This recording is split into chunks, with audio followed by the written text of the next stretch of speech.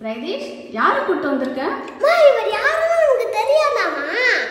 இவர் தான் இந்தியாவின் தலை சிறந்த விஞ்ஞானி, தொழில்நுட்ப வல்லுநர், மிகப்பெரிய பொருளாளர், இந்தியாவின் 11வது குடியரசுத் தலைவர், இந்தியாவின் ஏவுகணை நாயகன், இந்தியாவின் விஞ்ஞான வளர்ச்சியின் தந்தை, சிறந்த ஆசிரியர்மா, அற்புதமான பேச்சாளர்,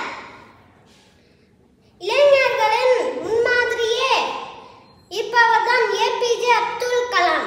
இவர் என்ன தெரியுமா சொல்லியிருக்காரு? கனவு காணுங்கன்னு சொல்லியிருக்காரு.